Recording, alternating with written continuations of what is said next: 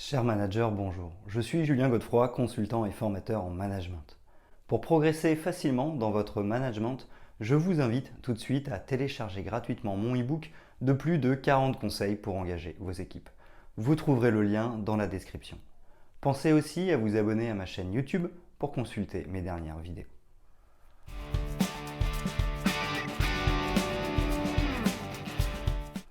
Savoir comment gérer les personnalités difficiles est une compétence importante du manager. En effet, ces personnes peuvent créer des tensions au travail, une mauvaise ambiance et nuire à la productivité du groupe.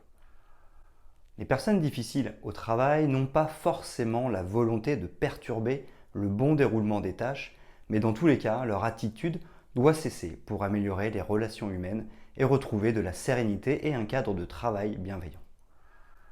Une personnalité difficile peut, en raison de son comportement, bloquer le travail.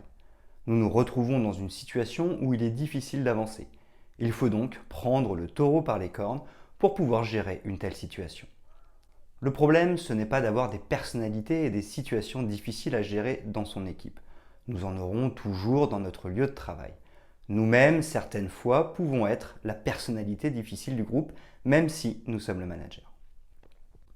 Manque de sommeil, difficultés personnelles, frustration ou situation stressante, et nous pouvons changer d'attitude et adopter un comportement qui nuit au groupe. Il en est de même pour les individus de notre équipe. Le problème, c'est de ne pas gérer la situation et de laisser la situation de conflit ou de blocage.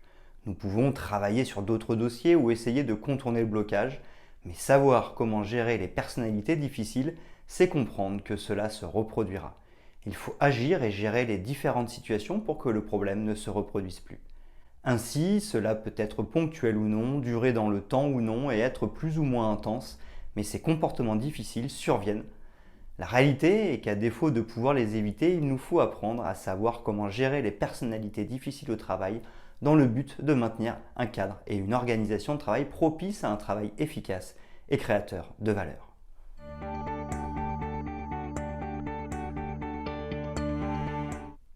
Premièrement, qu'est-ce qu'une personnalité difficile ? Il est très difficile de définir ce qu'est une personnalité difficile car c'est aussi une question de perception. En effet, suivant le type de personnalité du manager et son mode de fonctionnement, il sera difficile de gérer certaines personnes et pas d'autres. Pour un autre manager, ce sera l'inverse. Nous pourrions donc commencer notre réflexion en donnant des exemples. Exemple de type de personnalité difficile. Souvent, lorsque nous parlons de comment gérer les personnes difficiles, nous pouvons penser aux fortes têtes.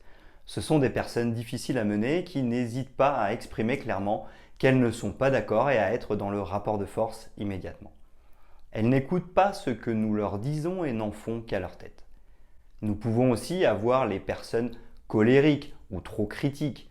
Elles passent leur temps à s'énerver contre les événements, les agissements ou les comportements des personnes. Elles râlent au point que cela devient obsessionnel ou un sport national pour elles. Il devient donc difficile d'avancer. Elles peuvent se retrouver trop dans l'émotion. En effet, leur sensibilité s'éveille pour des réactions ou comportements anodins. Nous avons aussi monsieur ou madame je sais tout. Ils savent mieux que tout le monde et n'écoutent rien. Pour autant, sont-ils vraiment exemplaires ? Leur travail est-il réellement bien fait ? Si ce n'est pas le cas, c'est la catastrophe. Ils finissent par énerver tout le monde et nuire aux relations de travail. Nous pourrions citer les solitaires qui ne supportent pas de travailler en équipe, les manipulateurs qui utilisent les situations et les personnes dans le simple but de satisfaire leurs propres intérêts, ceux qui parlent tout le temps mais qui agissent peu, la victime qui dans chaque situation n'est jamais responsable de rien et est toujours lésée, ou encore l'égocentrique qui ne voit que par lui-même. Un point en commun. Ainsi, beaucoup de personnalités peuvent être jugées difficiles. De plus, en fonction de nos traits de personnalité, nous sommes plus ou moins à l'aise avec certains comportements. Pour autant, pour savoir comment gérer les situations difficiles et les personnalités difficiles, nous noterons un point en commun entre toutes ces personnalités, une certaine rigidité du comportement. En effet, la manière de réagir de la personne est souvent la même et peut survenir lorsque certaines situations similaires se produisent. Ce comportement, qui peut devenir nuisible, se reproduit donc fréquemment. En allant un peu plus loin, nous pourrions en conclure que ces comportements sont une manière de se protéger. Pourquoi ? Parce que ces comportements répétitifs sont une manière de défendre ce que nous avons. Les fortes têtes défendent leurs convictions. Le colérique défend ses valeurs ou son intégrité. Lorsque nous nous victimisons, nous nous protégeons contre d'éventuelles sanctions ou pour éviter de prendre nos responsabilités qui nous demanderaient trop de temps, d'argent ou d'énergie. Ces comportements dénotent donc une véritable sensibilité chez la personne. Plus la rigidité est importante, plus cette sensibilité est profonde. Il convient dès à présent d'en prendre conscience et d'anticiper les situations. Car pour gérer ces situations et manager une personne qui a une telle sensibilité, il ne faudra pas oublier d'essayer de la rassurer. Savoir comment gérer les personnalités difficiles, c'est identifier les collaborateurs qui ont une certaine rigidité du comportement pour essayer de comprendre quelle en est la cause tout en la rassurant par le coaching.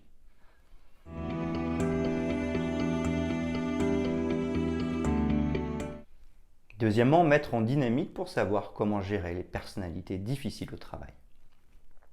Une fois que nous avons identifié des situations concrètes où nous avons personnellement observé que notre collaborateur mettait en avant sa personnalité difficile, nous allons faire face aux situations et chercher à corriger ce comportement. Définir une procédure. Avant toute chose, pour savoir comment gérer les personnalités difficiles, il nous faudra prendre du recul pour définir une procédure et savoir comment réagir en cas de conflit ou de comportement nuisible à la bonne avancée du travail. Par exemple, lorsqu'une personne fait preuve d'une trop grande rigidité, nous pouvons décider de stopper les débats, de proposer à la personne de la rencontrer en individuel à une date qui sera définie immédiatement ou très rapidement. Ensuite, lorsque la rencontre aura eu lieu et que les verrous auront été levés, nous pourrons reprendre les débats et avancer sur les sujets pour désamorcer les situations. Voyons dès à présent le contenu de la rencontre. Rencontrer la personne en individuel. Au début, pour savoir comment gérer les personnalités difficiles, l'idée est d'adopter une écoute active et de maintenir en place une bonne relation de confiance pour dénouer les situations. Car sans cette relation, sans ce lien, il deviendra impossible d'avoir une coopération constructive et efficace. De plus, il ne faut jamais faire de l'individuel en collectif face à une situation difficile à gérer.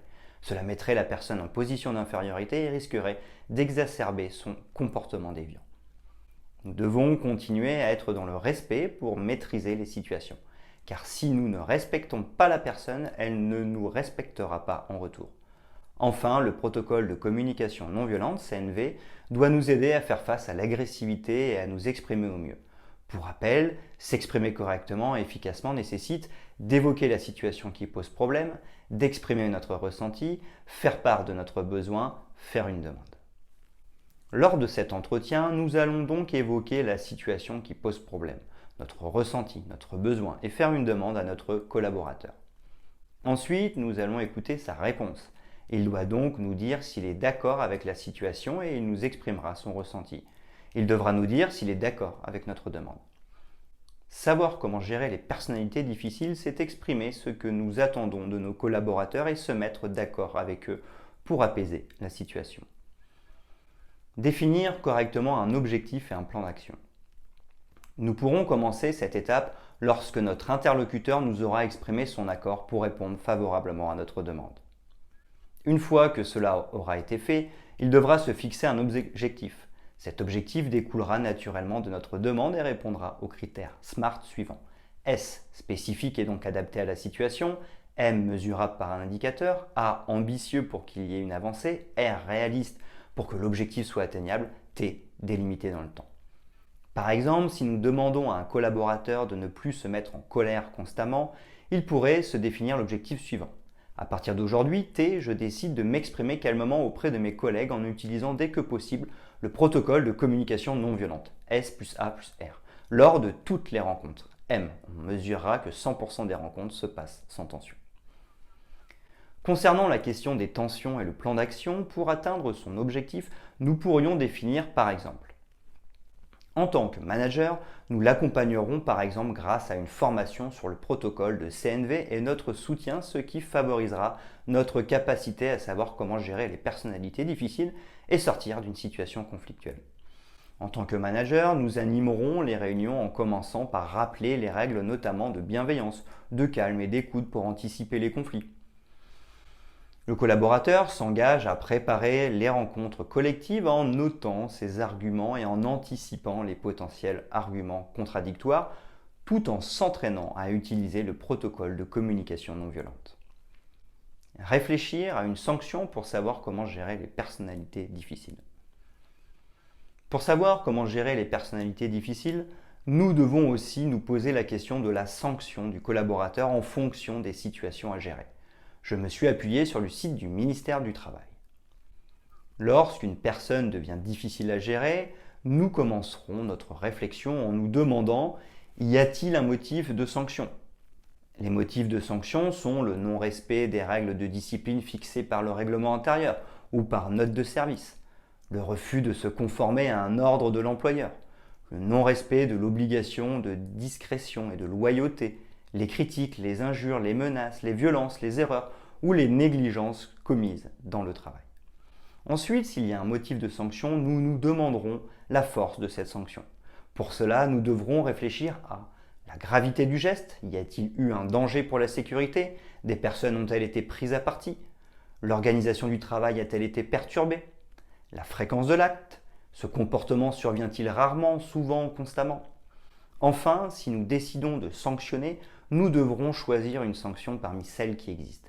Le blâme, la mise à pied disciplinaire sans salaire, la rétrogradation, la mutation, le licenciement pour faute réelle et sérieuse, le licenciement pour faute grave ou pour faute lourde, avec perte du droit aux indemnités de préavis et de licenciement.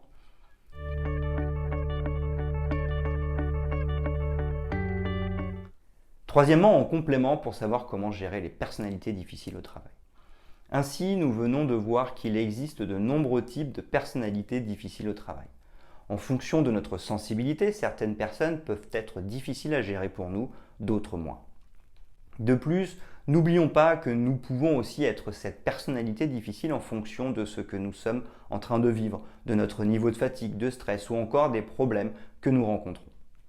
Une personnalité difficile surréagit fréquemment et souvent de la même manière par rapport à certaines situations relationnelles. Ces comportements dénotent une certaine rigidité. C'est elle qui cause des soucis et peut provoquer des situations tendues. En effet, cela empêche de pouvoir s'adapter pleinement. Ce comportement bloque la situation et ne permet pas aux collaborateurs de développer son efficacité et aux équipes d'avancer correctement. Pour mettre un terme à cela, nous devrons définir une procédure simple pour savoir comment réagir lorsque des comportements bloquants et les différents types de conflits surviennent. Ensuite, nous rencontrerons la personne en lui exprimant avec le protocole de communication non violente la situation problématique, notre ressenti, notre besoin et nous ferons une demande. Nous écouterons notre collaborateur pour savoir s'il est d'accord avec la situation et nous donner son ressenti pour développer des relations de confiance. Et surtout, nous attendrons celui qui nous exprime son accord pour répondre favorablement à notre demande. Sinon, nous devrons réajuster notre demande. Une fois son accord donné, il transformera notre demande en un objectif SMART et nous l'aiderons à définir et à mettre en œuvre son plan d'action pour corriger son comportement et sortir des conflits. Si la situation est trop compliquée, n'hésitez pas à demander de l'aide. Médecine du travail, représentant du personnel, association ou encore un collègue qui a déjà connu ce problème.